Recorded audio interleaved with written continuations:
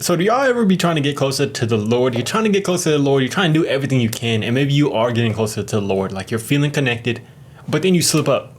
But then something happens that makes you fall.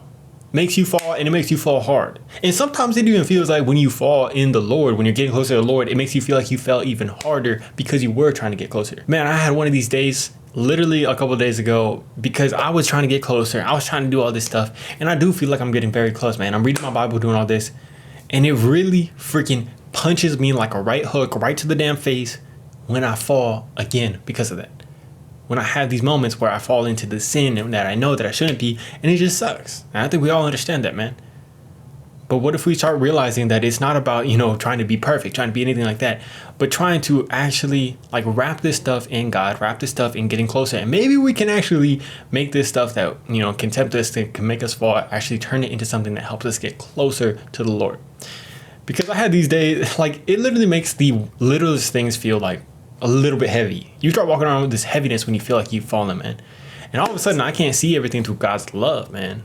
Because I've been trying to get closer to God's love, trying to see things through God's love. If you guys understand that, it's like you feel like everything is sunshine and rainbows, man. You want to go talk to everybody. You want to go do everything. You want to just be with everywhere, man.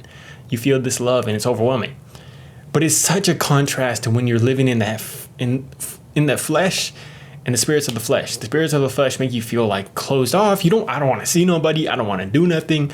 Like even watching football, man. Sometimes I don't even want to go watch football in the living room because I don't want nobody to talk to me, man. And that's crazy for me, man, because I love talking to people. I love spreading the love. And I feel bad. I feel so bad. I don't like that feeling. And I'm sure you guys don't like that feeling because you want to give your best self to people. You want to give your best self to whatever you're doing, your career, anything like that. If I feel like I can't do my videos as well if I'm in this state. I hate that state, man. So this time I was like, nah, we got to figure out something different. So I went and I dove into James 1:12. James 1:12 talks about, let me read it for you real quick. It says that blessed is the man that endureth temptation, for when he is tried, he shall receive the crown of life, which the Lord hath promised to them that love him. So this verse really spoke to me, and I think it can help us all if we're feeling in this state. So enduring temptation, man, being able to endure it. What I decided to do is set a goal for myself to be able to prevent this stuff from getting here, wrapped around this verse, setting a faith-based goal.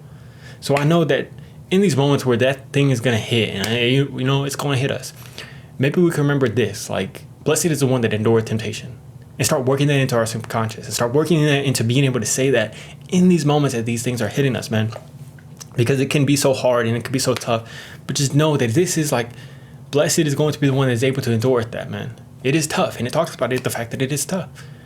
But maybe if we continue to do this and we continue to talk to ourselves like this, in the way that the Lord talks about us, man, being able to be blessed when we are able to endure this stuff, we'll actually start being, stronger through these moments and have the strength of the Lord through these moments, man. And maybe we can start walking around with this as our shield, man. It can protect us from this guilt and this feeling of like, oh my gosh, I'm going to walk around with this heaviness alone. It can be our shield to protect us, to know that we are getting closer, man. We are trying. We are going to get closer and continue to go closer.